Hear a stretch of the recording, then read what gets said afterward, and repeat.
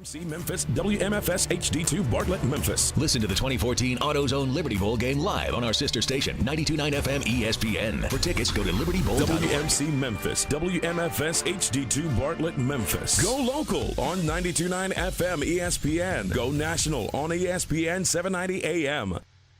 The views and opinions of the hosts or guests of the following program do not necessarily reflect those of the management or staff of Intercom Memphis.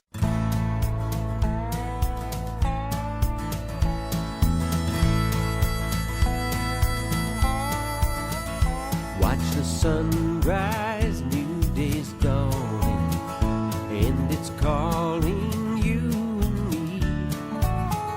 Where the mighty Mississippi flows by Memphis, Tennessee. We've got woodlands, fields, and water. Hey, there is no better way. You can find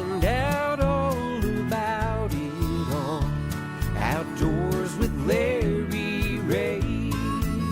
Make some time, take the family, ask a friend, but don't delay. Listen up and learn about it all.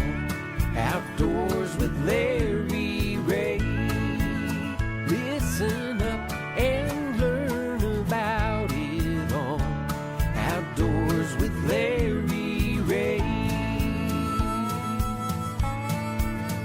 Good Saturday morning. Welcome to another edition of the award-winning Outdoors with Larry Ray on ESPN 790. Brought to you proudly by the Tennessee Wildlife Resource Agency, Gaston's White River Resort, Barton Power Sports, and Buck Gardner Calls. Now, here's your host, Larry Ray.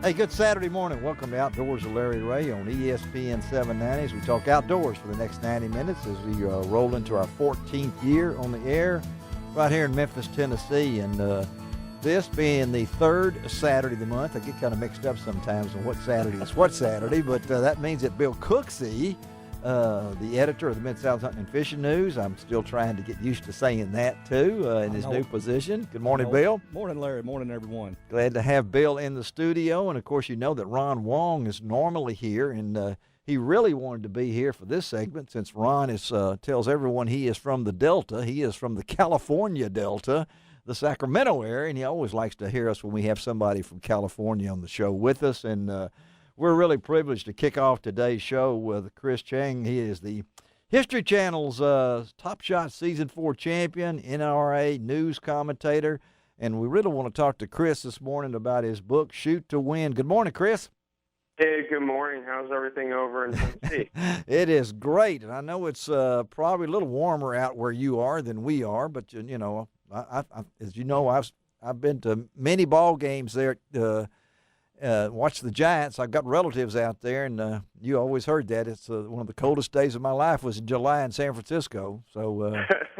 Yeah, it's actually quite warm here in San Francisco compared to the rest of the country. We're getting a little bit of rain, but yeah, I don't know. It's been pretty nice weather out here. Well, this is your home, right? I mean, you've grown up in that area, right?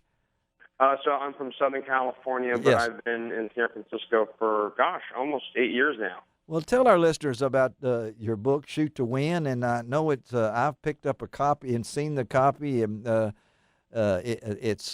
looked at it online and things along that line. It's really to help people get really started, right?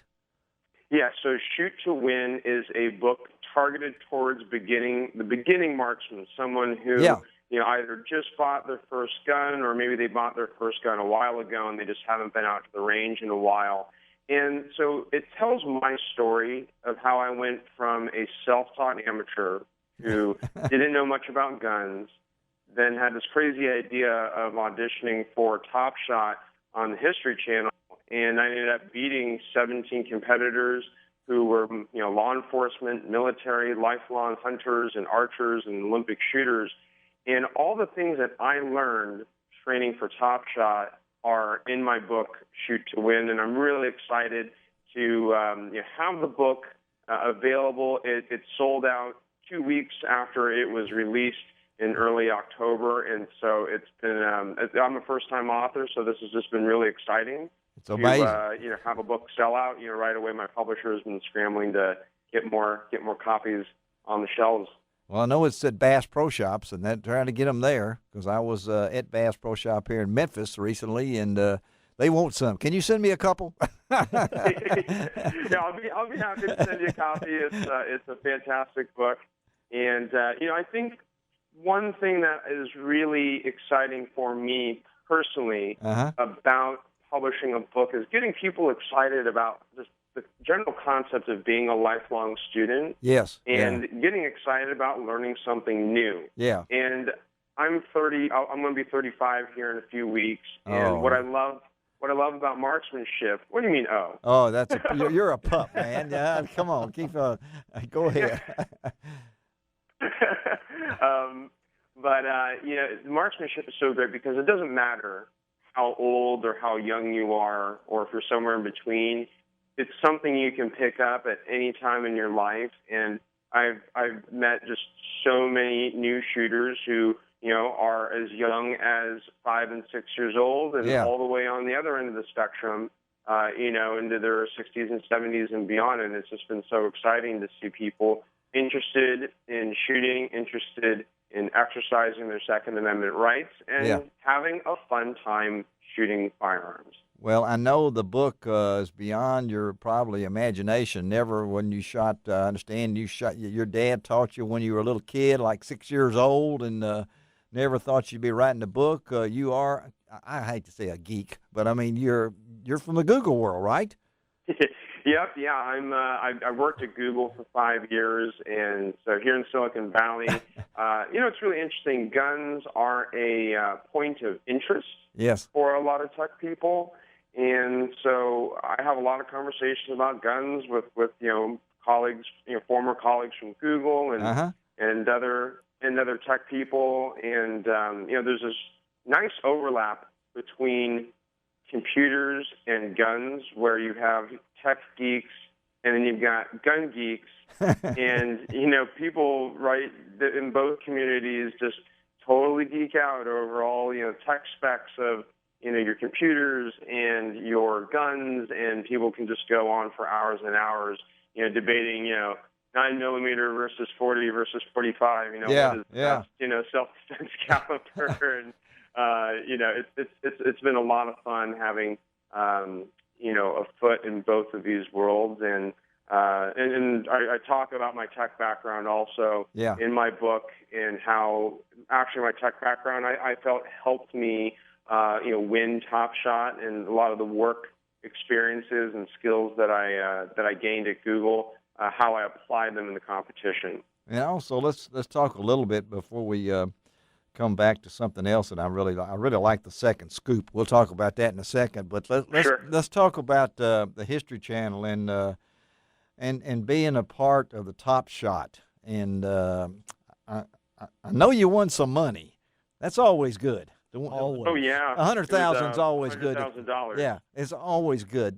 Tell my listeners here, and we're in North Mississippi, East Arkansas, and West Tennessee here in the Mid-South, about the challenges going through that, and when you went into it, your goals, and a little bit about the experience, Chris. So when I saw season 1 of Top Shot air, it was like back in 2010. I was like millions of other fans who tuned in every week and sat on my couch and watched the show, and I became a big fan. And after season 2 aired, I was sitting there going, "Wow, like this would be a really fun show to be a part of," and just sort of one of those things you dream about. You're right, being on one of your favorite shows on TV, and I remember turning to my friends after the season 2 finale saying, "Hey guys, like this is kind of a crazy idea, but I think I want to audition for Top Shot." And my friends turned to me and they're like, "Chris, you have no competition experience. You haven't been shooting firearms for very long. Yeah. What kind of credential? You don't have any credentials for a show like this." And I said, "Yeah, that's right.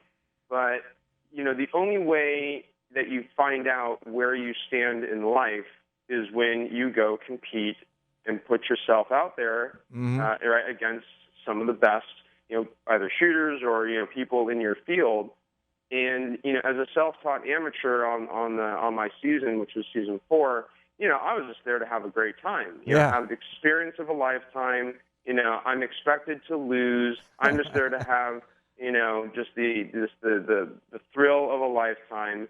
And hey, of course I want to win. Yeah. And yes, I had a winning mentality. But once I got onto the show, what I thought was really interesting was my attitude compared to my competitors' attitudes. And what I think really differentiated, me, compared to everyone else is that I just there weren't any expectations that were set on me by my friends and my work peers. And so I just didn't have any pressure. No pressure. Compared to, my military friends on in my season. Yeah. Right? Their friends are like, oh, you're such a great shooter. We're expecting you to get really far. And I saw that pressure really get to people in ways that you probably don't see it on TV just because it's sort of a hard.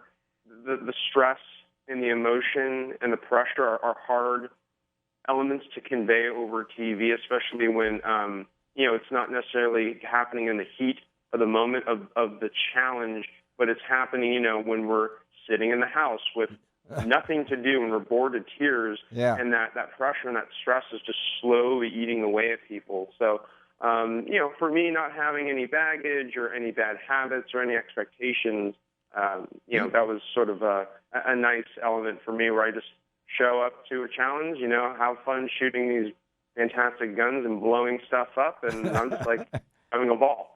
Yeah, and you look at this. We're talking to Chris Chang, History Channel's Top Shot Season 4 champion. I think there was 17. Is that right, Chris? There was 17 of y'all in this. 18 competitors total. 18 competitors, and so when everybody started circling who they thought would win, you weren't picked first for the team. You weren't picked first for the team, probably. Yeah, I was only chosen first by the people who just love the underdog, who always love rooting for the underdog regardless of what the underdog's, background is. So that was, sort of, I think, the dynamic there. But I had a lot of fun, and I think what strikes me about my career and my life over the past 2.5 years since I won Top Shot is how quintessential of an American story this has been, where I think only in America would someone like me who's just who was a recreational shooter could go on a TV show, win $100,000, win a professional marksmanship contract with Bass Pro Shops and the title of Top Shot, and then go on to leave a great career at Google and leave that and go into the firearms industry. I didn't know anybody in the firearms industry before leaving Google, and now I'm in the industry and I shoot guns for a living, and there aren't a lot of people that shoot guns for a living. No, there's not. I know we're running out of time here, and Chris, one more thing. Tell our listeners out there, I love your the Second Scoop. Give us a quick synopsis how they can get and watch your weekly reports and how they can get more information about the book and where to get it and things along that line.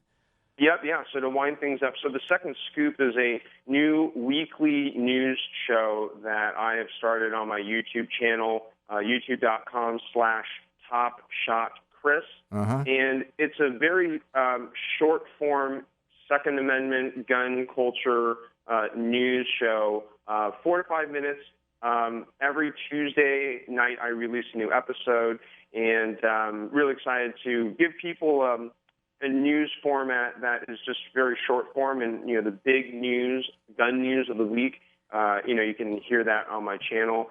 And then for the book, if you're interested in buying it, I'm selling autographed copies through my website, TopShotChris.com, or regular copies are available through Amazon, through iTunes, Barnes & Noble, and many other places where the book is sold. And if you find a copy, good for you, because it's sold out in a lot of places. But we've got more copies on the way, and so it's been making for a great holiday present. And so I'm really excited to have such a successful first book. And Shoot to Win has just been a lot of fun to promote and to chat about. Never thought you'd be talking to somebody in Memphis, Tennessee about a book about shooting and things along that line. I can tell you that. Yeah. It's been great talking with you. Yeah, Chris, thank you again, and we'll stay in touch, and a great holiday season and everything, and keep up the good work, okay? Good stuff. Hey, thanks again for having me. All right, have a great day. All right? All right. Let's take our first break of the morning with Chris Chin on the talking, and now Bill Cooksey in the studio, Greg Ratliff on the board for us on ESPN 790. You can find out all about it on Outdoors with Larry Ray. Hello, everybody. I'm Buck Gardner, and what you just heard is our all-new Double Nasty 3 duck call, and it's made right here in Memphis, Tennessee. If you're a duck hunter, I got a great deal for you. Visit buckgardner.com and enter the promo code BUCK, B-U-C-K, at buckgardner.com. You can get one of these $25 duck calls delivered to your door for $7.95. Remember, buckgardner.com, promo code BUCK, B-U-C-K. What kind of legacy will we leave when our days upon this earth are gone? Some of my fondest memories growing up were the times my dad took me hunting or fishing. Spending time with him outdoors was magic. I'm Don King for your Tennessee Wildlife Resources Agency, inviting you to enjoy a Tennessee outdoor adventure. Share the experience with someone you love. Whether your passion is hunting, fishing, boating, or wildlife viewing, our state has it all. Visit our website at tnwildlife.org or download our new app for your smartphone or tablet by searching TWRA on the go, and let the legacy of your outdoor adventure begin. Our legacy.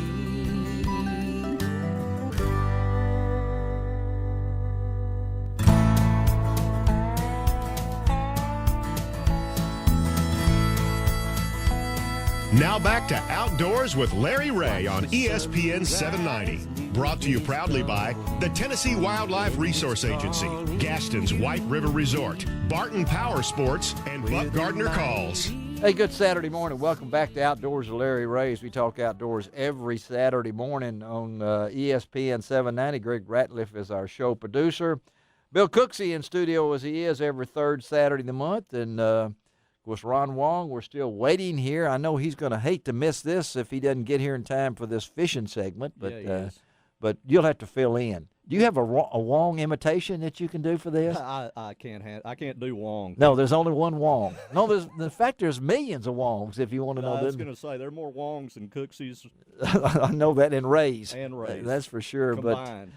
But our good friend Bill Schwartz, editorial and marketing from ODU Magazine, the Digital Fishing Magazine, set this up. We're going to talk right now with pro angler Andrew Upshaw out of Tulsa, Oklahoma. Good morning, Andrew. Good morning to y'all, guys. How are y'all doing today? We're doing great. Anytime we can talk about anything along with fishing, things along that line, and right. Whether it's Lew's or whether it's Bobby Garland or whether it's Rattle Trap or anything like that line, but you folks out there, I know, are familiar with Andrew because of he came through the collegiate ranks. Tell our listeners, Andrew, a little bit about yourself and how you got to be living in Tulsa, Oklahoma, and maybe living the dream life that you're doing right now. You know, my career started in college, and I call my career start in college for the fact that that's when it all began. You know, I fished tournaments prior to fishing in college. You know, between the FLW, BFL ranks, the Rayovacs, which were originally the Strands and Everstart. Mm-hmm. But you know, I went into the college ranks and started out at Stephen F. Austin State University, which is located in Nacogdoches, Texas, which is the perfect location for fishing in college because you're you're right next to Sam Rayburn and Toledo Bend, which are two of the best lakes in the country. Yeah, yeah. You were a lumberjack. Were you a lumberjack? I was a lumberjack, and I'm I know proud nicknames, of it, buddy. School and I can't spell Nacogdoches, but I can sure say that you're a lumberjack because they're noted for great athletic teams. And so you got a chance. Was that where you wanted to go to school when you came out of Hemphill, Texas? It actually was all happened by I was just really blessed to have everything kind of fall into place, and fortunately fall into place, but it all happened for the right reasons. I actually graduated high school and went and played college football at Louisiana College down in South Louisiana. Yeah. And I had a torn ACL and had to have knee reconstruction, and I ended up playing that first year and then deciding to transfer to Stephen F. Austin, and I kind of just looked past my football career and which was extremely short-lived, but I went to Stephen F. and I really had no plans of joining the fishing team. It just kind of happened, and the rest is history. It was a great experience, and I was able to do what not many guys were able to do. So I was very blessed in that regard. Did you not go from Stephen F. Austin? You earned a spot in the Bassmaster Classic. I did. I was the very first angler to fish the Bassmaster Classic, qualifying through the college ranks. And, wow. Obviously that changed my career substantially, and that's really where my career kind of took a big turn and catapulted me into being a professional angler and fishing full time. And it also catapulted you into being able to hook up with some pretty nice people for sponsors and things, didn't it? It did. You mentioned Rattle Trap. Rattle Trap is one of the very first sponsors that I had. I had them when I was in college. Huh. And, Rattle Trap took a big chance on me when I was in college and really took care of me and understood what I had to do. And I've known Wes Higgins, which is the president of Rattle Trap, for a very, very long time. And but going back to where going to college and that kind of stuff, I got the degree in sports marketing, Stephen F. And it actually got me a job with a PR firm here in Tulsa, Oklahoma, which is Dahlham PR, where we represent companies like Lou's Fishing, Bobby Garland Crappie Baits, Gene LaRue, and many, many more. And, it's really the dream job. I handle all the social media marketing for those three companies, and it's awesome. It's pretty cool to work for Gary Dollahan, I can tell you that. He's a cool guy, and the family, and to be able to do this. How old are you now, Andrew? I'm 27. I'll be 28 in about a week. Wow. Well, I'll tell you, as an outdoor marketing guy, yes, it's pretty cool for them to have someone like you in your age group, and it's so much more natural for you to be able to jump in there on the social media and marketing than we older guys.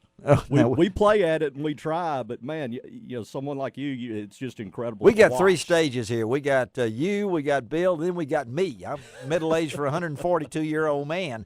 So you can figure that out and everything. And when you said social media and those kind of things, and, of course, we're talking to Andrew Upshaw, works for our good friend Gary Dollahan out of Tulsa, Oklahoma, and for their products and everything. And we've just been blessed in our room now. It looks like Ron Wong, but I'm not really for sure because he's got a coat and tie on. But he's a busy man, and he does have on. But this is we have Andrew Upshaw on. Hey, Andrew, how are you today?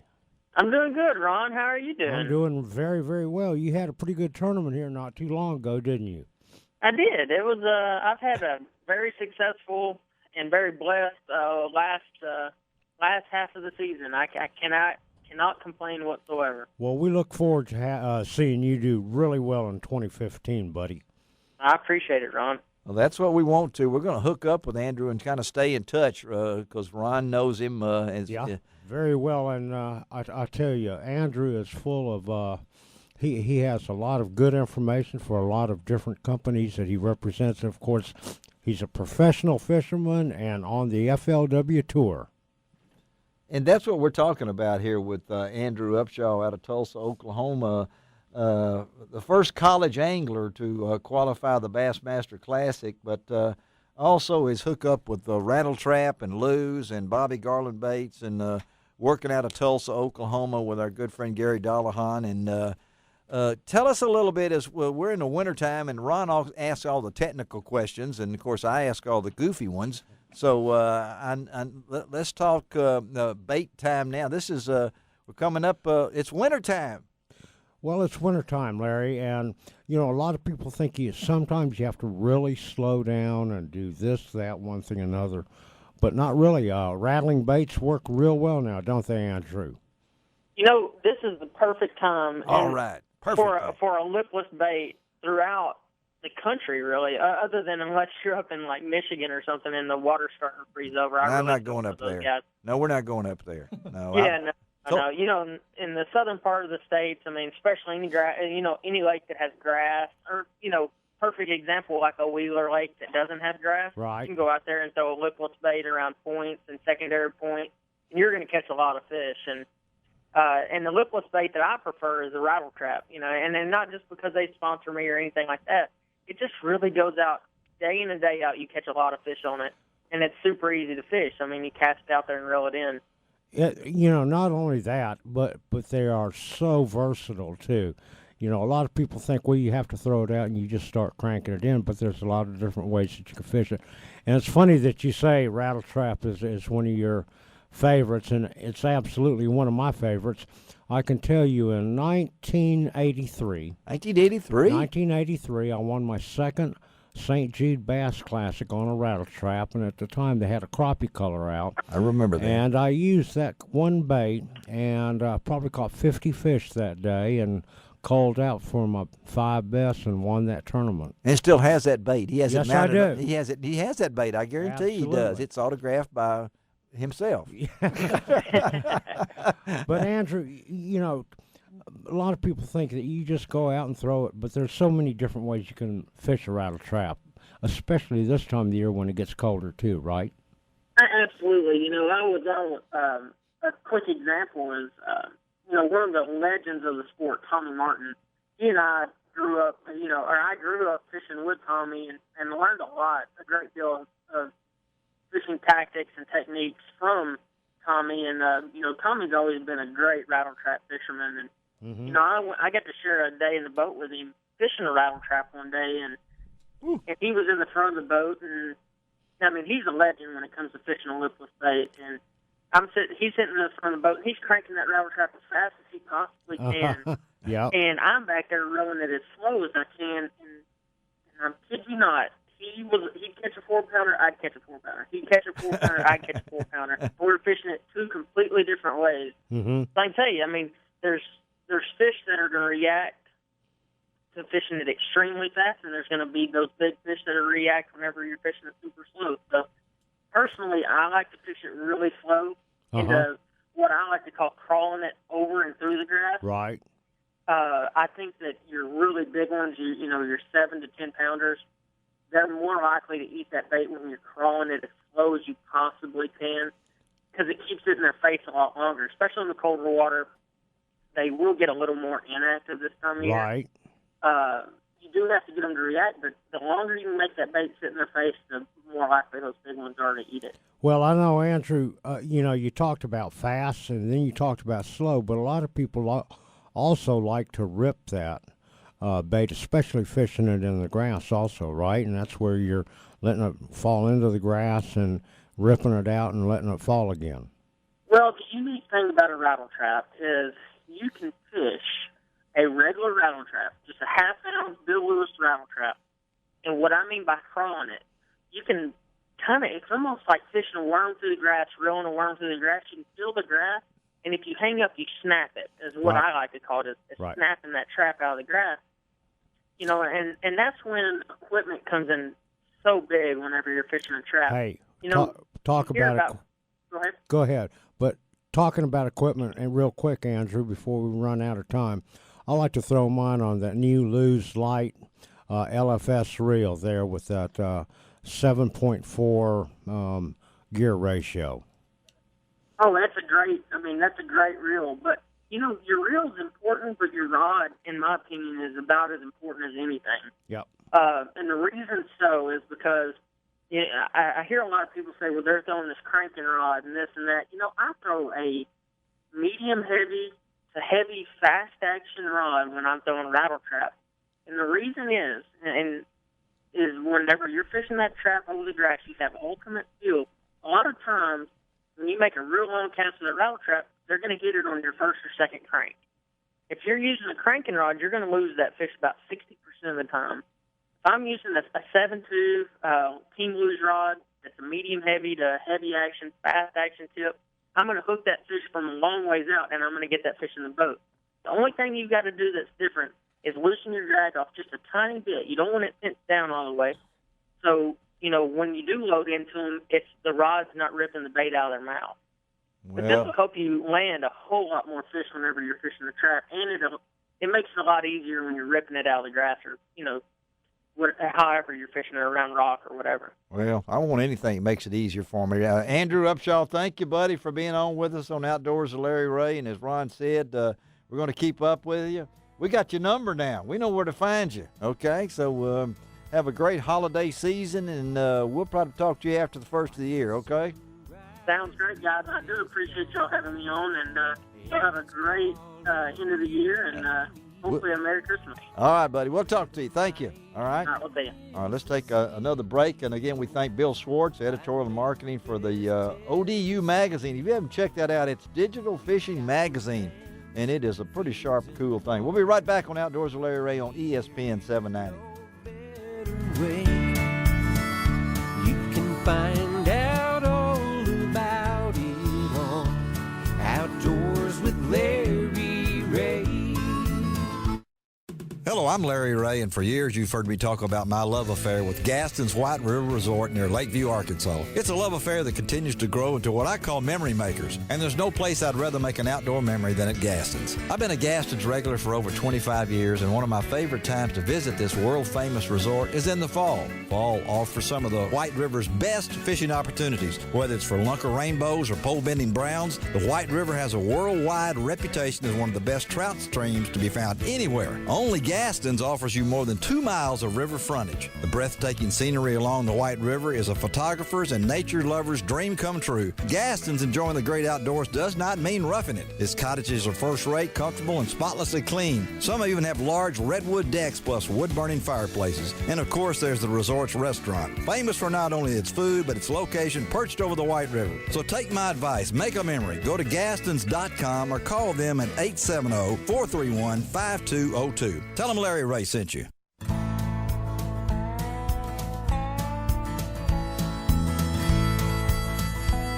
Now back to Outdoors with Larry Ray on ESPN 790. Brought to you proudly by the Tennessee Wildlife Resource Agency, Gaston's White River Resort, Barton Power Sports, and Buck Gardner Calls.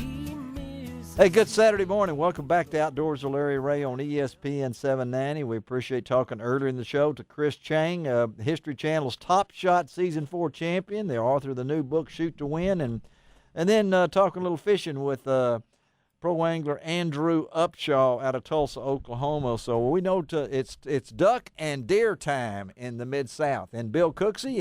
Dang right it is. You're ready, right? I'm ready. Bill Cooksey's in studio. Of course, Ron Wong's here, but he's just going to listen now as we talk duck. We call it Duck with Buck. Quack, quack, yeah, quack. Yeah. Our good friend Buck.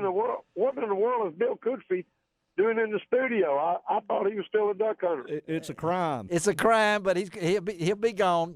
Only one time, and Wong just wants something to eat. You know. Hey, Buck, all I want to do is go crappie fishing with you at one of your places there after you kill your limit in the morning. Yeah, Buck. Hey, I'm ready to go. It's, just whack them. Yeah, let's whack them. That's what he wants to do, Buck. Hey, Buck, what are you hearing from your folks? I know you got back from where did you go, to Idaho or someplace, didn't you? Where'd you go? Yeah, well, no, I went to Missouri and had a really good time up there, up in northwest or north central Missouri. Uh-huh. And a lot of ducks up there. Really a lot of ducks. They've got 2 refuge systems right there next to each other. I think Swan Lake and Grand Pass. Yeah. And both of those were holding over 100,000 mallards on each place. So, and that's, I mean, they may get more a little later on in the season, but that's a pretty good number. I've seen them boil out of those places myself. It's pretty impressive. Woo. Yeah, well, I talked to Buck and just to make sure earlier in the week, and we talked for a little while, and he said, "I got to go." Now all of a sudden, I hear shooting going on and everything. Yeah. So that's what we got going on around here today is shooting. Well, that's the thing about it, and I know you're in connection with a lot of guys and everything, Buck. And I want to talk a little bit about because we're in the season here about a lot of folks are thinking about Christmas presents and things along that line. Let's tell them a little bit about maybe some Christmas gifts that might be able to get from Buck Gardner, this year. Yeah. Okay. Well, hey, you can go to our website, and we got lots of neat stuff on there. We got some 2-pack specials and stuff. And of course, you got Bass Pro locally here, and Bronson Sporting Goods, and all the other people that carry our stuff. So, a lot of opportunities. Or if you want to, you can call us and come by the shop, and we'll make something special for you. Yeah, they will do that. And particularly if you're a beginner out there right now and you're saying, man, what's this? And I know Buck for a long time and everything. You get just as excited as you did when you were younger? Well, sure I do. I mean, I'm older and bald-headed and fat and slower, but I still get excited about it because, I mean, opening day don't come but once a year, The only thing that gets easier, I think, is sleeping. Sleeping? I've I gotten can better sleep at that now. too. I've really gotten that down. I don't call them naps. I call them buck breaks. Buck breaks. Okay, you can do that for sure and everything. We're talking to Buck Gardner, our good friend with Buck Gardner Calls, and one of our show sponsors here, and we appreciate Buck and his family and the friendship over the years. I know that I know, Buck, as we talk about this and being opening day for I know a lot of folks in Tennessee, and Mississippi, and Arkansas. They're ready. Arkansas today through November the 30th. The first segment opens, and then December 4th through the 23rd, and then December 26th through January the 25th. I got a lot of my buddies heading to Arkansas, and Bill. There's a lot of ducks. A lot of ducks. If you have water. If you have water. And we should have water. Have we not? Well, if you pump, but we got water, and I think that's what I'm talking about. Right now. Yeah. What? So, I mean, I don't think we're going to be short of water as we go into the second part of the season for sure. Yeah. Well, I know this weekend they're predicting some rain. If that doesn't bother duck hunters, and I've got to ask, I got both you guys together on the line. What's the worst weather condition that you have ever hunted in, Bill Cooksey? Worse for the ducks or worse for me? For you. Mississippi River, south wind, and about 3 below zero. Have you been in that before? Yes, I have. Okay. All right. And I was glad to get back alive. All right. How about that was a stupid weather condition to even try. It was. How about you, Buck? Well, using what I say, the first line really doesn't have a chance in a deal like this. But no, I've hunted out in Idaho when it was awfully cold, below zero, on the Smith River, and but I think I'd have to agree with Bill. I've hunted out on the river and went across there in a small boat. Yeah. And the wind up the south, and me and another guy like to drown. That was about 40 years ago, and it really wasn't that. It wasn't down near zero. It was about 20 degrees, but we were soaking wet and oof.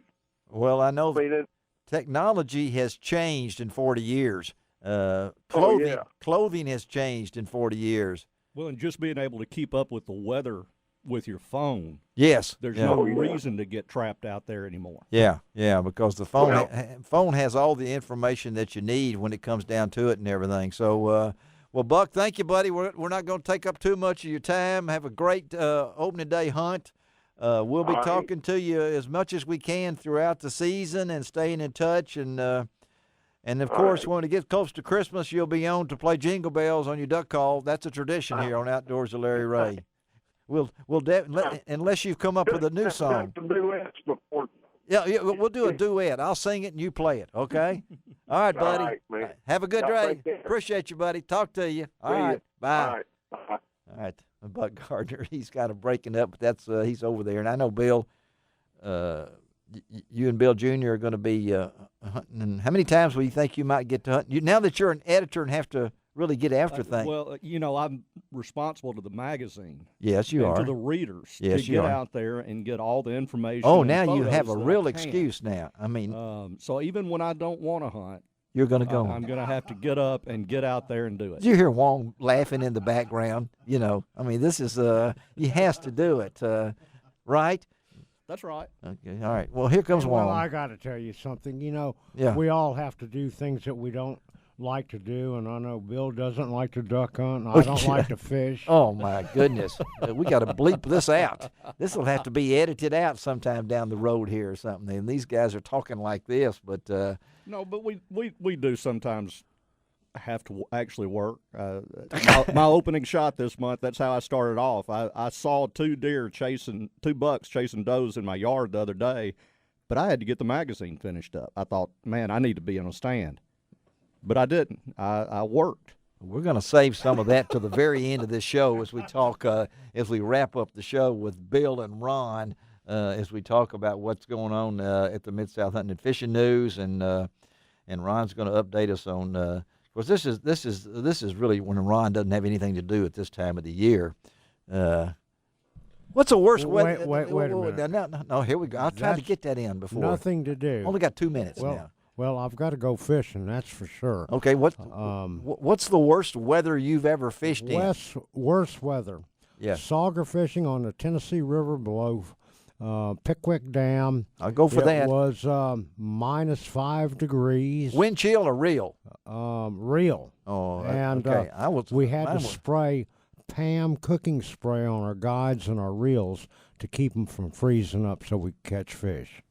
Well, that's the Sauger fishing is the coldest day I've ever done, and it'll get colder if there was wind too. Well, I looked around and I was fishing with Dave Harbin, and if anybody knows Dave Harbin over at Pickwick, he forgot to tell me to bring my ski mask, and I looked around at him as we was going up the Tennessee River, and looked back at him, and he had on a full ski mask, and all I could see was a grin on his face because I was freezing to death up there without a. I learned a lesson real quick. Cold boat rides are hard. Yeah. Well, anything is cold like that. So, all right, let's take a next break of the morning. Then we're going to come back, and it's fishing time again. Golly, we have to get this, we just bounce back and forth. And we're going to talk a little bit about Johnson brand products and with Chris. I don't know how to say it. How'd you say it?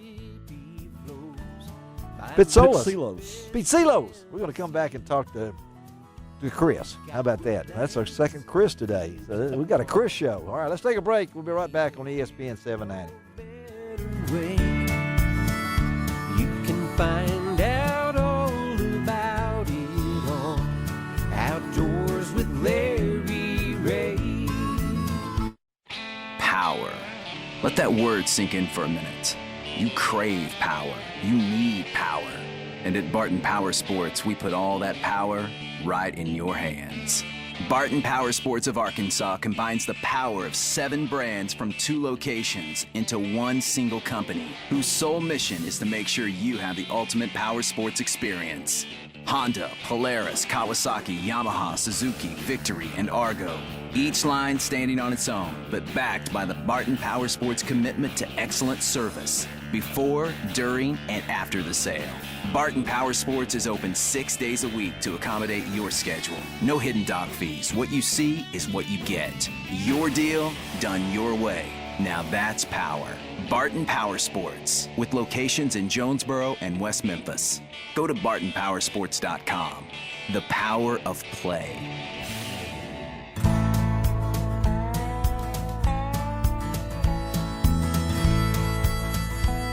Now back to Outdoors with Larry Ray on ESPN 790. Brought to you proudly by the Tennessee Wildlife Resource Agency, Gaston's White River Resort, Barton Power Sports, and Buck Gardner Calls. Hey, good Saturday morning. Welcome back to Outdoors with Larry Ray on ESPN 790. This is Larry Ray sitting in as I do each and every Saturday morning as we roll into our 14th year on the air as part of the Intercom Radio family. Greg Ratliff is our executive show producer, and this being the fourth Saturday of the month, that's double Wong. That means we get Ron Wong for the second time in 1 month. Good morning, everybody. It's a wonderful day in the neighborhood. Mr. Rogers over there, that's for sure. And Bill Cooksey, of course, is in with us also, the editor of the Mid-South Hunting and Fishing magazine. And good morning, Bill, again. Good morning, Larry. This is when we start waking people up at 7 o'clock on Saturday morning. That's right. And we get to roll in our 6:45 or whatever it might be. I think it's 6:45. I don't keep up with time or anything like that, but we're going to talk a little more fishing and with Ron and Bill. And you know what? This next segment of fishing that we're going to talk about is right on target because the crappie are biting, and talk about some new products that are coming out that I think is really going to catch a bunch of crappie around this area. Pretty amazing stuff. Yes, and we have the man here himself, Chris Pisola. He is the Pure Fishing Johnson brand business manager based out of Spirit Lake, Iowa. And first of all, good morning, Chris. Good morning. Good morning. Nice to be with you guys this morning. Well, it's good to have you in with us. And I understand that you've been with the company for 18 years. I don't want to age you or anything like that, but wow, have things changed in your time, right? Yeah, exactly. I'm 42 years old, so if you do the math, I must have started when I was 6. Wow. Yeah. I remember reading about you in the Guinness Book of Records. So that's one of those kind of deals where people say, I want to get a job like him because he gets to have so much fun. And, doing anything in the fishing industry is fun. Well, working for Pure Fishing, our good friends at Pure Fishing, and we really appreciate my good friend Kevin Jarnigan from Blue Heron setting this thing up. We're going to talk with Chris a lot about Johnson crappie buster baits. And Ron can't wait to talk about these. I really can't. Johnson has been around for a long time with a lot of small baits. The beetle spins have been around, golly, for so long now. But now they have expanded and have come out with a full line of crappie baits. And Chris, I have to tell you, I look at some of the stuff, the spins, the crankbaits. How about them shad scales? The shad scales, the spinning grub. Yeah. There's so many things, but you guys have got this new product called shad scales. Yeah. That you can put on baits. Tell our listeners about this new product that you guys came out with. Sure, I'd love to do that. And just speaking of my longevity here at Pure Fishing, I just want to thank the Lord for that because, people can be moving around a lot, and I just want to thank him for that. But basically on shad scales, you know what? We know that the crappie angler loves scent. We know that Berkeley crappie nibbles do very well. But you know what? They want to be able to inject them. And, I used to work for Berkeley. I used to be on that side of the business. Mm-hmm. And what we did with Johnson, knowing full well that, again, you brought it up, beetle spins were brought out in the 60s. Right. Everybody knows beetle spins catch crappie. Yeah. And one of the things we did with our crappie buster baits is we made them all hollow so that you can inject product. And the funny thing about it is we had our guide on Kentucky Lake, our key opinion leader, Richard Williams. Uh-huh. He said, I'm going to win that Crappie USA tournament because he helped us develop the shad scales on Kentucky Lake.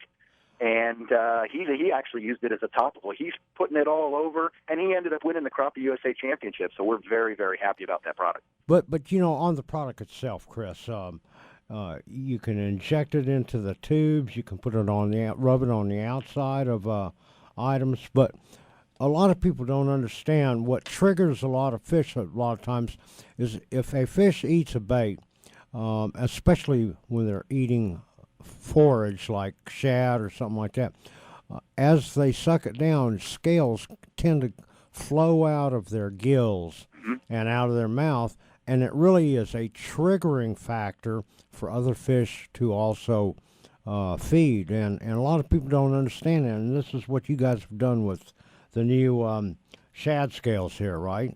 Yes, those two components that we have in the shad scales is a color component, which is in the microfleck, just like you brought out. So when you're jigging that tube or the boat's just moving, you're going to see the bait give off those scales as if it's a descaling prey. So you have the visual component, and then the color component, we have 8 colors, all the way from pearl glow to black. So depending on the water condition, you can use a different scale for that, which is fantastic because we all know that crappie also relate to color. Look at all the tubes that are out on the market that are different colors. Right. You're right about that. and then we have the scent, and it's the scent that's going to attract the fish 100% of the time. So when you look at what's in there and you smell it, and it smells fishy and it smells shaddy, and then you have the physical, the visual side to the angler, it's a win-win because when you're single pole jigging and the bite is light, you need something to give you that extra quarter second. Oh, absolutely. And I also think with the scent, I think that the fish tend to hold on to the bait just long enough to where you can get that hook set into them also. Yes, most definitely. Now, you've got, you guys have been around for a long time. You now have the Johnson Silver Minnow in a smaller size to use. You got crappie crankbaits, but like you can use this crappie shad scales on almost any of these baits, couldn't you? Yeah, you could put it on the crankbait, where, as a matter of fact, we're creating a video right now showing it spread on the side of our Johnson Crappie Buster Shad Crank. Yeah. You can put it inside of the bait. You can put it on the outside of the bait. It works very well, whether it's a hard plastic bait or a soft plastic bait, like a bunch of the Crappie Buster tubes. Yeah, right.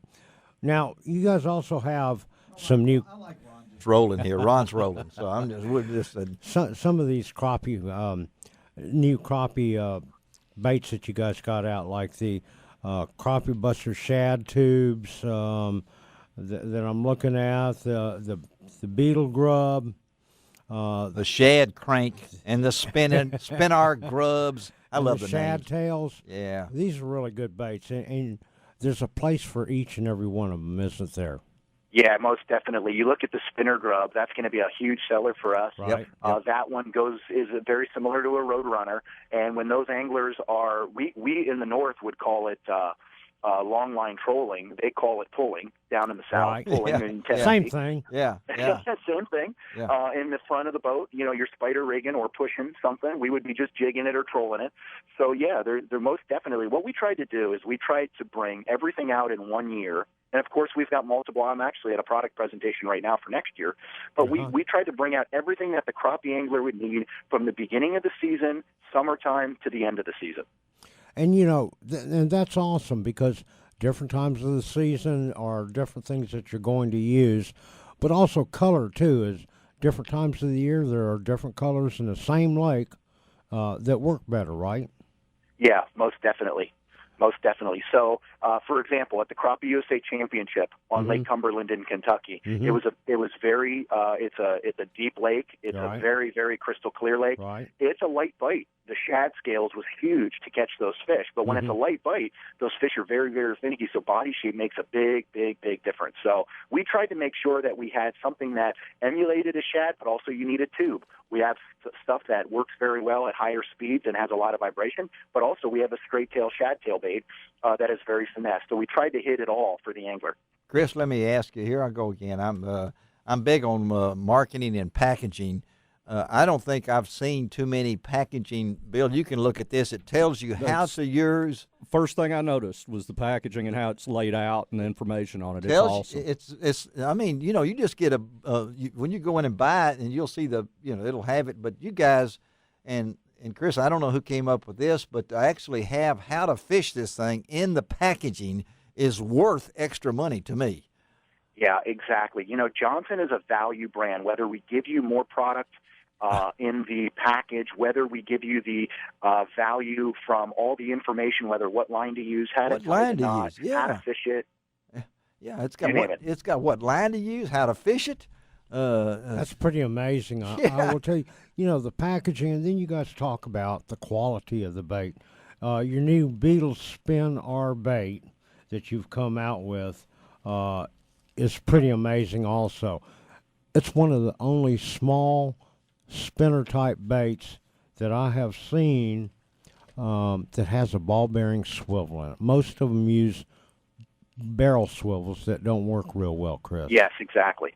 Well, we're talking to Chris Patolis, Bacillus. He's Pure Fishing Johnson brand business manager, and he's also based out of Spirit Lake, Iowa, and we're talking about the new Johnson Crappie Buster baits. Now, so Chris, how do they get more information about these baits and tell them where to go to? Sure, johnsonfishing.com. You can purchase on the site or just look up more information about some of our other baits, our 16-pound silver minnow. You touched on it earlier, our beetle spins, our sprites, all the rest of the products, but definitely go to johnsonfishing.com. And if you want to know all the colors, they got 8 for one, 12 for another one. You want color. I mean, I'm looking at the Crappie Buster spinner grub, and it's pretty. I think I may hang this on my Christmas tree. I mean, this thing looks pretty cool like that. I think you should. I think I could. It hangs right there on the tree. You know, it's a cheap present. I may give this to all my cousins. You know, so you'd be amazed at all the fishing lures hanging on my tree. Chris, we appreciate you, buddy. Have a great day. Tell everybody hello up there in Spirit Lake, Iowa, and we'll talk again maybe after the first of the year. Okay. Sounds good. Thanks again. Thanks, Chris. All right, guys. Pretty amazing products, I have to tell you. It's pretty cool. But the packaging is, the packaging. No, absolutely. But that's Pure Fishing stays on top of their game. Just like you're talking about the packaging. A lot of people nowadays, when they go and look at something, especially all this new stuff, they wonder, how do I use it? Yeah. And Bill, I know in your duties at the magazine and your fishing, I don't know how many of them do it like this. I've never seen packaging with this kind of information on it and with the fold out. And packaging's expensive. I mean, the company's put some money and some thought into this, and it'll be beneficial to a lot of people. Well, let's see. This Spin Our Grub is $1.99. So for $1.99, you get this plus how to fish it. Oh, yeah. $2. And it's a great bait. It's a good search bait. It works well in a lot of different applications. Well, I think every time I go fishing with Ron Wong now, I expect information on the back of the lure when you give it to me to use, okay? And how 1 o'clock, 2 o'clock, a slow retrieve, don't throw, don't jerk, do this. I like that. So, all right, let's take a break on Outdoors with Larry Ray. Going to come back, and we're going to talk deer. It's deer time. I like deer. You sausage, backstrap. Oh, I know you do. Burger. Don't get Ron, because we'll be talking food again. All right, let's take a break. We're right back on ESPN 790 Outdoors with Larry Ray. You can find out all about it on Outdoors with Larry Ray. Hello, everybody. I'm Buck Gardner, and what you just heard is our all-new Double Nasty 3 duck call, and it's made right here in Memphis, Tennessee. If you're a duck hunter, I got a great deal for you. Visit buckgardner.com and enter the promo code BUCK, B-U-C-K, at buckgardner.com. You can get one of these $25 duck calls delivered to your door for $7.95. Remember, buckgardner.com, promo code BUCK, B-U-C-K. What kind of legacy will we leave when our days upon this earth are gone? Some of my fondest memories growing up were the times my dad took me hunting or fishing. Spending time with him outdoors was magic. I'm Don King for your Tennessee Wildlife Resources Agency, inviting you to enjoy a Tennessee outdoor adventure. Share the experience with someone you love. Whether your passion is hunting, fishing, boating, or wildlife viewing, our state has it all. Visit our website at tnwildlife.org or download our new app for your smartphone or tablet by searching TWRA on the go, and let the legacy of your outdoor adventure begin. Our legacy.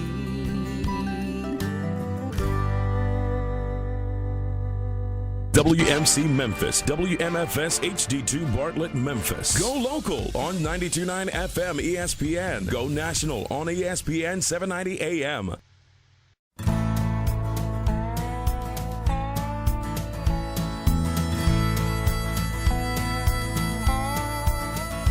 Watch the sunrise, new day's dawning, and it's calling you and me.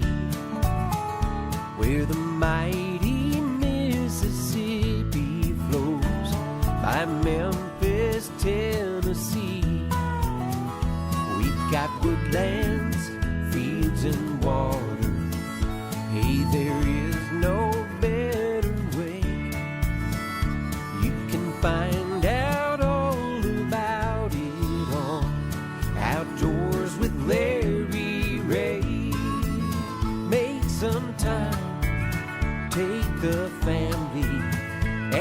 a friend, but don't delay. Listen up and learn about it all. Outdoors with Larry Ray. Good Saturday morning. Welcome to another edition of the award-winning Outdoors with Larry Ray on ESPN 790. Brought to you proudly by the Tennessee Wildlife Resource Agency, Gaston's White River Resort, Barton Power Sports, and Buck Gardner Calls. Now, here's your host, Larry Ray. Hey, good Saturday morning. Welcome back to Outdoors with Larry Ray as we talk outdoors every Saturday morning on ESPN 790. Greg Ratliff is our executive producer and taking care of pushing all the buttons. Ron Wong, Bill Cooksey's in here as they are always on the fourth Saturday of the month. And the fourth Saturday of the month this year in November is also a special time for a lot of you folks out there like me. It's opening day for duck and deer.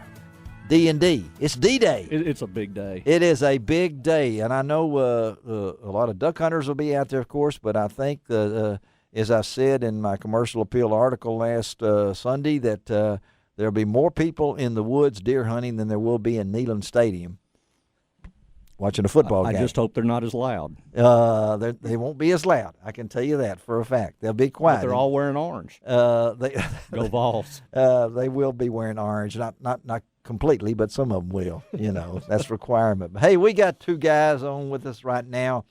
They can talk deer with us for the next 10 minutes for sure, and that's our good friend Daryl Radijak. He is the TWRA Chief of Wildlife and Forestry. Good morning, Daryl. Good morning, Larry. How you doing? We're doing great, and also Chuck Yost. He is, I guess, Chuck is the Big Game Program Coordinator. Is that close enough, Chuck? You guessed right. That's good. That was a good guess right there and everything. And I know you guys, opening day. Let's talk with Mr. Chuck yet first here as we get into this thing, because this is your bailiwick too. And Chuck, I know that checking these low figures, and which is amazing that we can do this. That's crystal ball time, Chuck. I know we're over 64,000 the last time I checked in the middle of the week of deer already killed. What are you thinking? Well, excuse me, it's going great. You know, it's essentially a carbon copy of what we had last year. As far as numbers, I believe we're roughly 1,500 ahead of this time last year, but all indications are great, and today's a very exciting day, and I can feel the energy for sure. You can. How about you, Daryl? Oh yeah, I'm out here right now getting ready to check some deer. Hopefully they'll be coming in today. I'm sure that they'll be flowing in. And I know your crew, Daryl, will be at certain places, I guess, today, right? Yeah, opening day of gun season is usually one of our busiest days as far as work goes, especially with this being the opening of waterfowl, too. Our guys are going to be pretty busy out in the field today.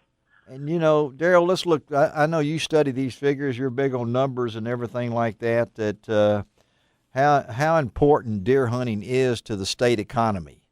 I don't think a lot of people realize the impact that it has, doesn't it? Yeah, there's been more and more surveys going on.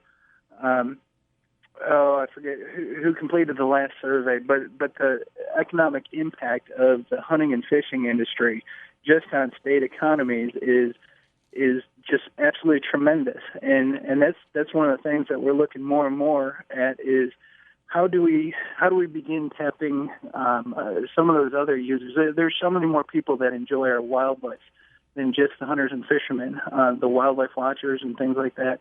But man, it's just a tremendous thing. The resources we have here are enjoyed by so many people, and it just brings in so much to the state economy that we got to start tapping some of these other folks. And I know that when we look back on it, Chuck, I can remember Joe Farrar. I don't know if that name strikes a bell with you guys, but when we were stalking deer, which is hard to believe, taking them out of Shelby County and moving them to other places in the state. At one time in the 40s, there were less than 2,000 deer in the state of Tennessee. Now, it's interesting you say that, because I was looking at some records just the other day that and these are official TWRA documents. You would say they're as credible as they get, and the number cited there was less than 1,000. Less than 1,000. And so, Darrell, when you look at this, and our herd now is estimated at over 1 million, I guess. No, back that up. 900,000. What is it? Probably 750,000. 750,000. All right. Yeah. All right. Yeah. That's a lot of deer. Oh yeah, still a lot third deer. of them are in my backyard. A third of them are in Bill Cooksey's backyard, he said. So, and when I was a kid, if we saw a deer track on the farm, we talked about it in church on Sunday. And that's true, isn't it, Darrell?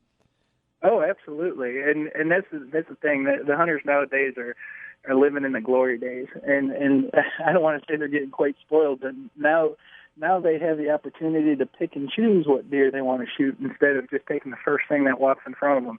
And they're doing a fantastic job, and it's benefiting the herd. You see all the statistics showing that what a strong, healthy deer herd we have. It's because our hunters have the ability to pick and choose what they want to shoot nowadays.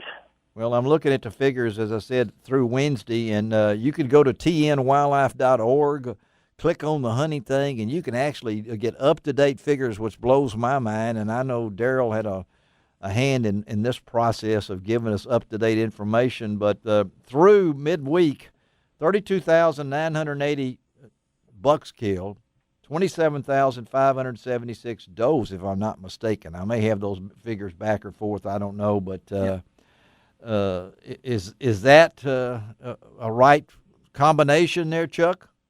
Yeah, that sounds perfect. You know, something y'all mentioned before that impresses me regarding these numbers is, you know, Darrell mentioned an estimate of roughly 750,000 of deer. If you think about the fact that we kill somewhere between 160 and 180 annually, that's a large percentage, and shows just how important hunters are to keeping our whitetail deer population in balance.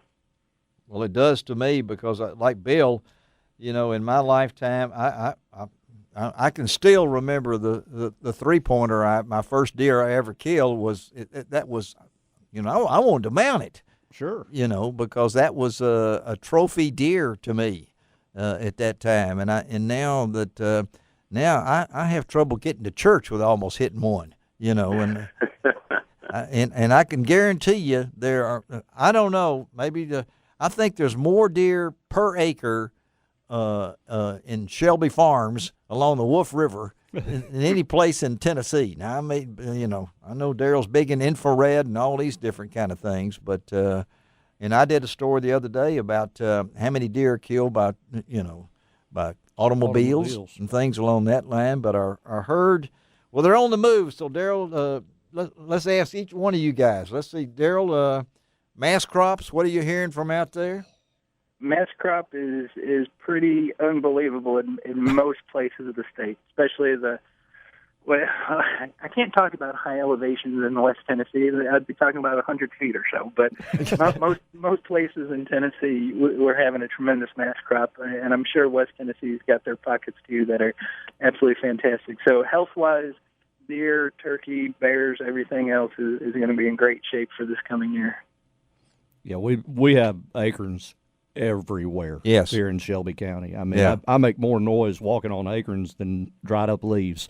Well, I know it's memory maker time, and I've got to ask Darrell. You've already had some memory makers, haven't you, Darrell, this deer season? Tell our listeners our listeners what's how the season's gone for the Radachak family.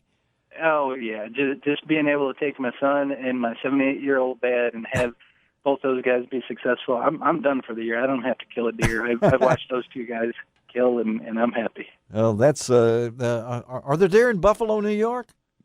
They're under the snow. They're right now. Right now, my dad sent me a picture. He's got 48 inches of snow out his back door. I saw that on Facebook, and I said, "Golly, that's Darrell's dad." Who I got to meet in the woods one time in Chickasaw Forest as we were turkey hunting, me and Robert Cliff. But Chuck, I know you hear from the field and things along that line. I'm kind of amazed when I look at those deer figures and I look at where they've been killed. Roane County.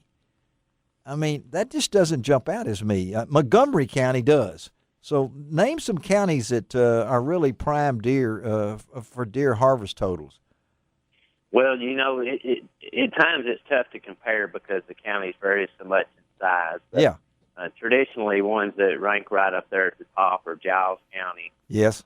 Hardeman, Fayette, Montgomery, and then the majority of your counties in Middle Tennessee. Yeah. Rank right up there. But you get some wild cards like a Greene County or a Hawkins County Uh-huh. that are far east. So. We're blessed in this state that if you look in the right spot in the right region, there's some high densities out there to enjoy. Well, and of course, we're talking to Daryl Radijak. He is the TWRA Chief Wildlife and Forestry Division, and Chuck Yost, the TWRA Big Game Program Coordinator. And as we talk about this opening day of Tennessee's gun season, rifle season for deer, I've been out there in the black powder season.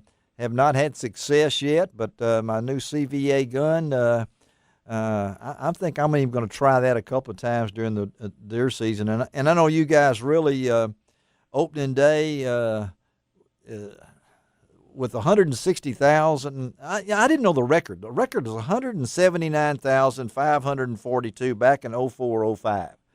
Now I don't know why that year was bigger than other years. I'm sure mass crop has a deal with that. Weather has a deal with that. Whether hunters can get out or not, right, Daryl?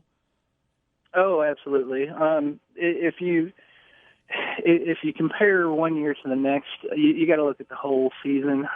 You can't compare one weekend or one day because weather affects those numbers. But we're at the point right now where we're going to be oscillating between highs and lows. Our deer herd is where it's at. Yes. And I think it's going to be varying between 160,000, 180,000 deer. So we'll have years that we approach that 180,000 mark.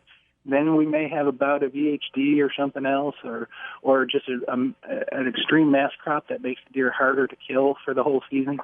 But we'll be bouncing around that 160 to 180 mark, and we just have to enjoy what we have because it's never been so good. Well, that's for sure. Well, hey, I appreciate Chuck. Thank you for being with us, buddy, and Daryl also. We'll talk to both of you guys throughout the season. I hope y'all both have a great holiday season, great Thanksgiving, and a Merry Christmas to you guys. And let's go get them today, you deer hunters out there. Okay. All right. Thank you very much. All right, guys. Take it. We'll talk to you later. All right, let's take a break on Outdoors with Larry Ray and come back and wrap up today's show with Bill and Ron. And I'll just listen as they talk on Outdoors with Larry Ray on ESPN 790. You can find out all about it on Outdoors with Larry Ray. Hello, I'm Larry Ray, and for years you've heard me talk about my love affair with Gaston's White River Resort near Lakeview, Arkansas. It's a love affair that continues to grow into what I call memory makers, and there's no place I'd rather make an outdoor memory than at Gaston's. I've been a Gaston's regular for over 25 years, and one of my favorite times to visit this world-famous resort is in the fall. Fall offers some of the White River's best fishing opportunities. Whether it's for lunker rainbows or pole-bending browns, the White River has a worldwide reputation as one of the best trout streams to be found anywhere. Only Gaston's offers you more than 2 miles of river frontage. The breathtaking scenery along the White River is a photographer's and nature lover's dream come true. Gaston's enjoying the great outdoors does not mean roughing it. Its cottages are first-rate, comfortable, and spotlessly clean. Some even have large redwood decks plus wood-burning fireplaces. And of course, there's the resort's restaurant, famous for not only its food, but its location perched over the White River. So take my advice, make a memory. Go to Gastons.com or call them at 870-431-5202. Tell them Larry Ray sent you. Power. Let that word sink in for a minute. You crave power. You need power. And at Barton Power Sports, we put all that power right in your hands. Barton Power Sports of Arkansas combines the power of 7 brands from 2 locations into one single company, whose sole mission is to make sure you have the ultimate power sports experience. Honda, Polaris, Kawasaki, Yamaha, Suzuki, Victory, and Argo. Each line standing on its own, but backed by the Barton Power Sports commitment to excellent service before, during, and after the sale. Barton Power Sports is open 6 days a week to accommodate your schedule. No hidden dog fees. What you see is what you get. Your deal, done your way. Now that's power. Barton Power Sports, with locations in Jonesboro and West Memphis. Go to bartonpowersports.com. The power of play.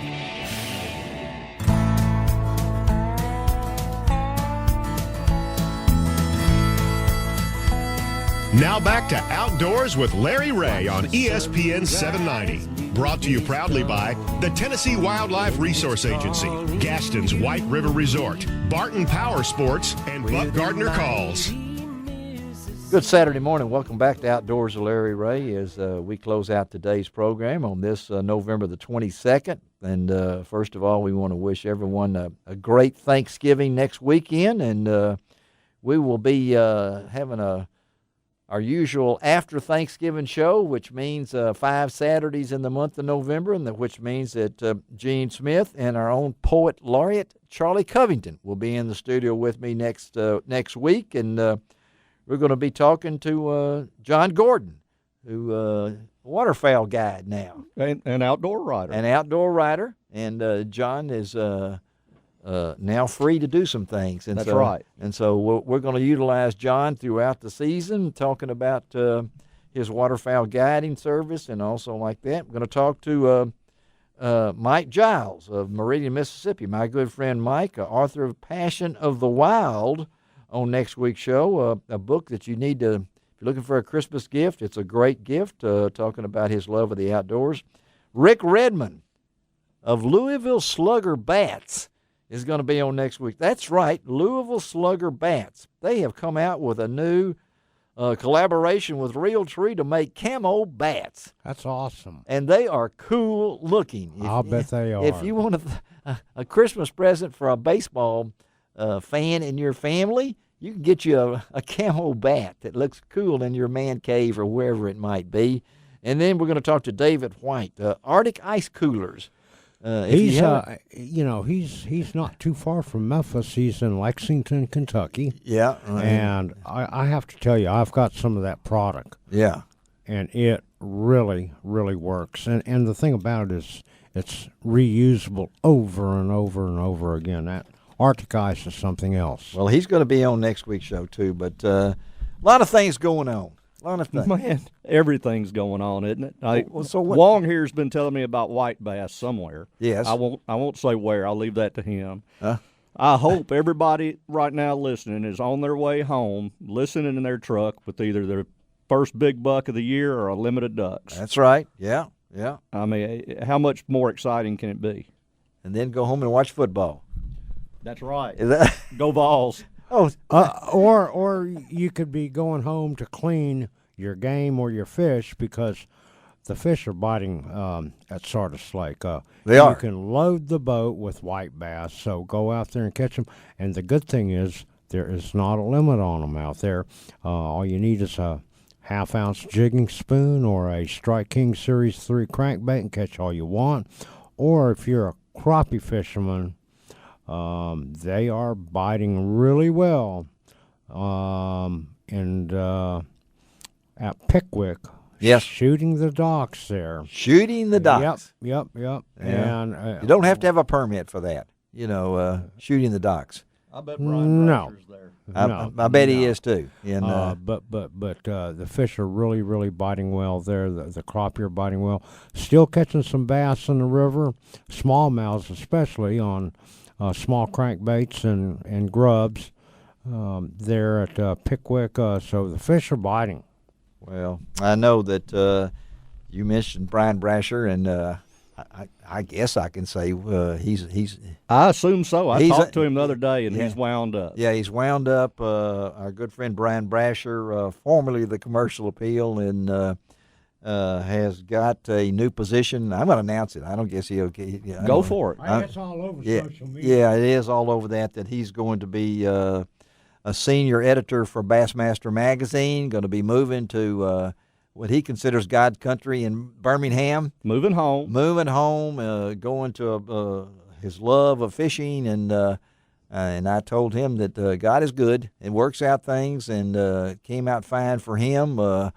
And so, and working with James Hall and those guys down there, he'll enjoy that a whole lot. He will, and and he'll be able to use all the resources that he has, and the contacts that he has, and be able to work for BASS. And we'll be talking to him, hooking up with him. I don't know exactly when he's making this move, because when he told me it'll be a little while. Yeah. After the first of the year, I'm assuming. That's kind of what he led me to believe. Yeah.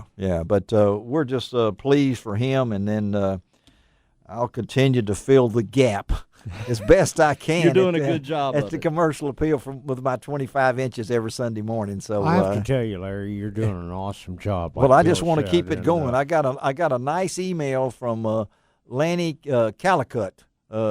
From Union City. Used to be a crappie guide up there. Yeah, and his son Brent does a radio show and does. Both of them do a radio show. Yeah, they do a great job up there, City, and he just sent me an email thanking me for at least filling the gap, and that's all I'm doing right now. You're doing a great job. So if you have story ideas or anything along that line, you kill a big deer. I was on the phone this week with Ty Inman out in Fayette County, a wildlife officer, and he's telling me that they have a new wildlife officer in Madison County that we're going to be getting on the show here real soon. He's riding with Ty right now. Ty's going to keep. I need information out there, folks. LR Outdoors at att.net. I'm giving my my email address to you, so you can send me information. I'm getting stuff coming in to me, because I'm going to be writing. I'm going to be not just writing big stories, though I would love to do that, but we're going to try to get the information out there as best we can in a 25-inch area. And so we did run the Kerry Smith's picture of his Beaver Dam Woody, which was amazing, and went for $15,000. That was awesome. Yeah, awesome. And so we ran the picture, and I appreciate David Williams at the Commercial Appeal allowing me to do this. But if you have information, email it to me. And same as Bill Cooksey here is the editor of the Mid-South Hunting and Fishing magazine. I have noticed I love Bill's introduction, his column. It's straight from the heart, what he's writing about, and he's added a fresh life to the magazine with some cool stuff, different covers and things along that line. And so, like you said, the more information either one of us photographs, can get, anything like that, absolutely, you will run those photographs. Send it to. And you got a chance to another win email. Yeah, cooksyiv@gmail.com. Cooksyiv. That doesn't stand for at the hospital or anything like that. It's Roman numerals. Roman numeral. cooksyiv@gmail.com. All right, so he's got that up there, and folks are asking about the website, lroutdoors.com. It's almost there. It may be there this morning. I don't know, but it will be there by Christmas. By Thanksgiving, I've been told by Guy Trebo. You're going to love the new look. I've seen previews of it, and we're going to be posting links to the Mid-South Hunting and Fishing magazine. We're going to be posting links to all these fishing reports, to Gary Harlan, Steve McAdams, John Berry, Claggett Talley. All of these things are going to be posted on the website. But I do know that if you want to read about fishing, you go to the Mid-South Hunting and Fishing magazine, because no one puts it together better than Joe Sills. I guess, are you doing that, or is everybody? It's a group effort to put those fishing reports together. There are several folks involved. That is, getting it's that still together. there, and it's very concise information on all the lakes and rivers in this region. It is, and it takes an effort, because I know when I tell you what, this month in December, I just finished putting it together. Mm-hmm. We're going to have the top 6 wintertime fishing places in the Mid-South. Ooh, what fish are biting, and how to catch them, where to go, how to catch them, top 6 in this part of the country. I think I could guess one. Well, that could be a contest right there, which I'm going to announce right now on today's show. We are going to have a contest. It's called the RR&R contest. Now, you wonder, what is this? 3 R's. It stands for Ruger, Radiance, and Ray. That's what it is, a 3R contest. That's what it is. And we're going to, when that website gets up, we're going to have it rolling, because Ruger, our good friend John Kitchens, has donated a bunch of prizes from Ruger. We're going to have at least 3, maybe two or three prize packs from our good friends at Radiance. and then I'm going to throw in something special too. So this is a Christmas holiday giveaway. We're going to announce the winners on December the 20th. That's Saturday before Christmas. And all you're going to have to do is once that website, so keep looking at LROutdoors.com and go in there and sign that guest book, because I'm going to pick them out, and these are wonderful prizes that we're going to be giving away, RR and R. And then also giveaway on Open Mic Saturday on December the 6th, when I will again try to kill a deer on the radio. I have great hope for that. Bill Cooksey, they're going to be giving away 2 free subscriptions to the Mid-South Hunting and Fishing News. That's right, an annual subscription. An annual subscription. So that's going to be on Open Mic Saturday on December the 6th when Gene Smith and Dave Gabbert will be in the studio, and Greg, I'll be out whispering again. You know, that's what do you always laugh? I'm going to do it. This is going to happen one of these times. And I'm hoping that you do it. I do. And I am too. Everybody else is too. They're tired of this. And come the first show in January that I'm on, yeah, I hope to have an announcement on another game that we will have on here, or a chance to win some great prizes. Will it relate to fishing? Yes, it will. I'm shocked. Okay, I'm shocked. And it'll have, and I'll get everybody to thinking. It's probably going to have something to do with the Bassmaster Classic. Okay, which comes up in February. End of February. Yep. This year it's going to be where? Lake Hartwell, North Carolina. In North Carolina. So it won't. When was it? Tulsa. Was that where it was so cold? It was at Grand Lake in Tulsa where it snowed. Yes, we going over there. Hopefully, I don't have to go through the snow, through the mountains to get to Hartwell. Well, I hope not. We've already had our half-inch blizzard that shut the town down, whatever it was. Yeah, right. Yeah, that no one even thought was coming until we've all got stories of that last Thursday when everyone was. Absolutely. Yeah, this town goes nuts when it's things like that. Again, let me tell you about next week's show. When we get on out of here, again, we're going to be talking to Charlie Covington. Gene Smith will be our studio co-host. Going to talk waterfowl with John Gordon. And I know John is also an outdoor writer and going to be doing a lot of things. And we'll talk to John. We're going to talk to Mike Giles of Meridian, Mississippi about his book, Passion of the Wild. Rick Redmond of Louisville Sluggers about their new camo bats that they're going to be giving out, coming out. And they're not going to give them out, I can tell you that. You're going to pay for them. We might be able to get one out of the giveaway. Put that in, his name is Redmond. We'll just add another R to that, and it'll be RRRR. It sounds like a pirate movie. And we might even throw Ron Wong in that. I don't know. But and David White of Arctic Ice Coolers. That's all on next week's Outdoors with Larry Ray. Hope everybody has a wonderful Thanksgiving. And I want everybody to practice good water safety out there. Wear those life jackets. Yes. Yeah. No doubt about it. And everybody have a great Thanksgiving. I'm off to a barbecue. He's going to Fayetteville. Okay. All right. I hope he gets over in time for kickoff. It might be over before he gets there. All right. Thanks, Bill, for being here. Thank you. Enjoyed it, Larry. Thank you, Greg, for taking care of us. This is Larry Ray reminding us to do each and every week that it doesn't cost an extra cent to be a good sport. And God bless the USA. You can find out all about it on Outdoors with Larry.